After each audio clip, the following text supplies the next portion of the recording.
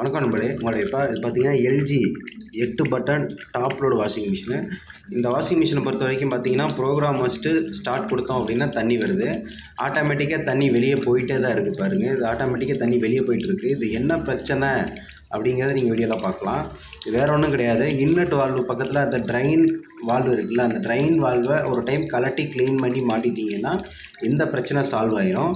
இதை போர்டு மாற்றியும் பார்த்தாச்சு, pressure sensor மாற்றியும் பார்த்தாச்சு, inlet valve, main drain valve எல்லாம் சேஞ்ச் பண்ணி பார்த்தாச்சு. கடைசியாக ஒரு டெக்னீஷியன் கிட்ட ஐடியா கேட்டேன். அவங்க இந்த மாதிரி சொன்னாங்க. அவங்க சொன்ன மாதிரியே என்ன பண்ணேன் அப்படின்னா ட்ரைன் வால்வை கலட்டி க்ளீன் பண்ணி போட்டேன். ஆட்டோமேட்டிக்காக இந்த பிரச்சனை சால்வ் ஆகிடுச்சு. இந்த வீடியோ பிடிச்சிருந்தால் லைக் பண்ணுங்கள், ஷேர் பண்ணுங்கள், கமெண்ட் பண்ணுங்கள். நிறைய பேர் வீடியோ சப்ஸ்கிரைப் பண்ணாமல் பார்க்குறீங்க. சப்ஸ்கிரைப் பண்ணிட்டு பாருங்கள். இப்போ பார்த்தீங்கன்னா இந்த ட்ரைன் வால்வ் இப்போ மறுபடியும் ஸ்டார்ட் கொடுக்குறேன். லைட்டாக பாருங்கள், ஃப்ரெஷ் ஆகி உள்ளே போகும். இப்போ உள்ளே போனதுக்கு இப்போ மிஷின் ஓடுது பாருங்கள். மறுபடியும் தண்ணி இழுத்துருது. இப்போ இழுத்துதுன்னா என்ன ஆகுதுன்னா ஆட்டோமேட்டிக்காக தண்ணி வெளியே போகுது. இன்லெட் வால்வு ஆக்டிவேட் ஆன உடனே அவுட்லெட் வால்வு தண்ணி வெளியே போயிட்டே இருந்தது. இதை பாதி பேர் போர்டு கம்ப்ளைண்ட் சொல்லுவாங்க. ஆனால் அது போர்டு கம்ப்ளைண்ட் கிடையாது. ஒரு சிலது போர்டு கம்ப்ளைண்ட் வரும், ஒரு சிலது போர்டு கம்ப்ளைண்ட் வராது. இப்போ இந்த மிஷினில் பார்த்தீங்கன்னா போர்டு சேஞ்ச் பண்ணி அந்த இன்லெட் வால்வை க்ளீன் பண்ணி போட்டாச்சு.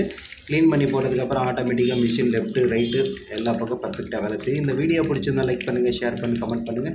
நிறைய வீடியோ சப்ஸ்கிரைப் பண்ணால் பார்க்குறீங்க. சப்ஸ்கிரைப்